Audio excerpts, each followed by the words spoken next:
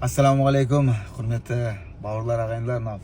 Шын жүрегімнен өзбек бауырларымызды құттықтағым келіп отыр. Осы Париж Олимпиадасында өзбектер үлкен фурор жасады. Жалпы басқа спорттарды айтпай-ақ қояйын, бірақ именно бокстен өзбек бауырларымыз үлкен фурор жасады. Мен қазір шынды айтсам, өзім өзбек боксын былайша айтқанда фанаттардың бірі болдым өзім. Құрметті бауырлар, достар, өзбек ағайындар, шын жүрегіммен өз атымнан және де мынау көрші атам заманнан, ата бабамыздың уақытысынан келе жатқан көрші ел болып келе жатқан қазақ еліміздің атынан шын жүрегіммен құттықтағым келіп отыр. Мынау барша боксерларды 7-8 салмақ болды. 7 салмақ, кажется, 8 салмақ па, точно есімде де жоқ. Әйтеуір сол 7-8 салмақтың ішінде 5 алтынды алған бокстан өзбек командасы, өзбек боксшылары өте мықты жекпе-жектер өткізді. Техника жағынан да, физика жағынан да, яғни жалпы бокс өнерлерін өте бір өзім сондай сүйіспеншілікпен, сондай бір қызығып отырып бір көрдім. 51 килограммда 2 дүркін әлем чемпионы болған Хасанбой Дусматовты құттықтаймын. Және де Абдумалик Халоков 57 килограммда олимпиада чемпионы болды. Және де Асад Худжа Муйдин Хужаев 71 килограммда олимпиада чемпионы болды. Және де Лазизбек Муллажонов 92 килограммда чемпион болды. Ең ауыр салмақта ұлттық құрама команда Өзбекстанның капитаны Жалолов 2 дүркін олимпиада чемпионы болды.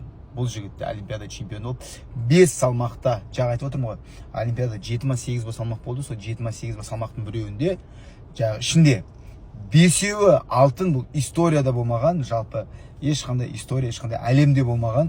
Кезінде кубинистер 2000 жылдары осылай хит болып боксты былай жарып өтетін 4-5 әлем чемпионы болып, бірақ ол кезде 10-11 салмақ етімізде, 10-11 весовой категория етін. А қазір 7-ақ 8-ақ весовой категория, соның жартысынан көбісін 5-еуін алтын алған.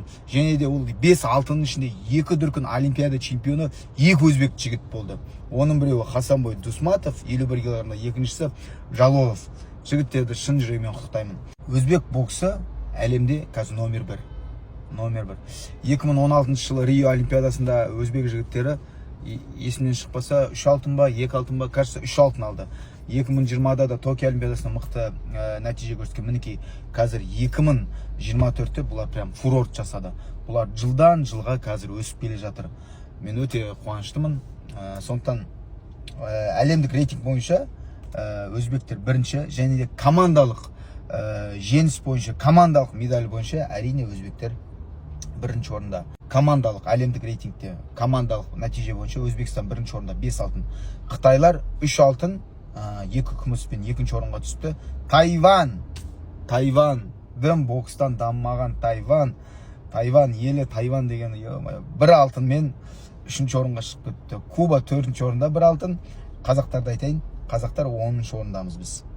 Біздің алдымызда 9-ші орында, 5-ші орында Украина 1 алтынмен, одан кейін 8-ші орында Турция, 9-ші орында тағы да, 10-ші орын Испания, 10-ші орын Қазақстан екен. 1 күміс медаліміз бар екен, 1 күміс және 1 қола. Жалпы әлемдік деңгейде көрсетпеші маған. Әлемдік рейтинг бойынша, әлемдік медаль нәтижесі бойынша Өзбекстан командасы 8 алтын, 2 күміс, 3 қола, яғни 13 медальмен 13-ші орында. 13-ші орында. Қазақстан, ойбай, Қазақстан қайда өз? Қазақстан 1 алтын, 3 күміс, 3 қоламен 41-ші орындамыз. Мінекей 84 мемлекет, 84-дің ішінде Қазақстан 41-ші орында. Бұны күлерінді білмейсің, жыларынды білмейсің әтесі.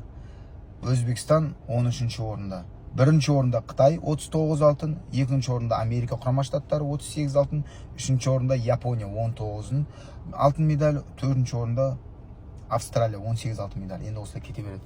Жалпы бұл бар ғой, әр олимпиадада осындай көп медаль алған, үлкен жетістікке қол жеткізген мемлекет, ол нені айтады?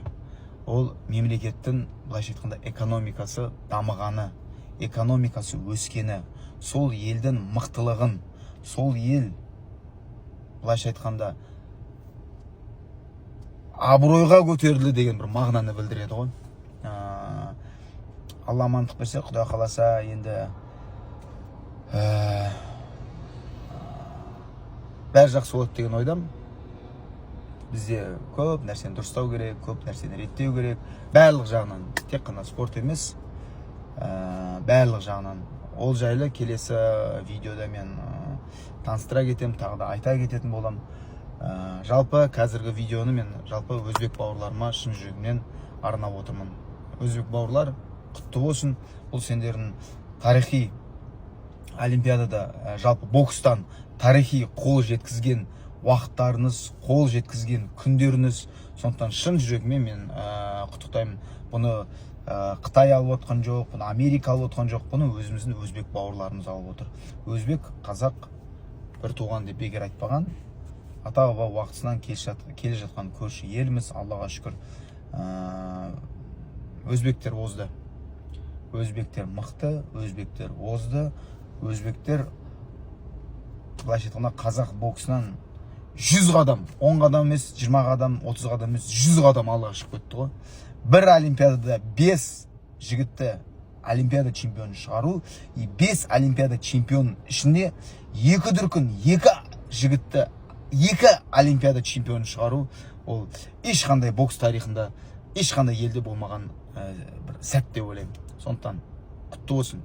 Тек қана алға баса берейік. Енді бізде сендерге қарап бізде үлгі алайық, сендерге қарап бізде енді намысқа тырысайық, сендерге қарап бізде алда қарай ұмтылайық.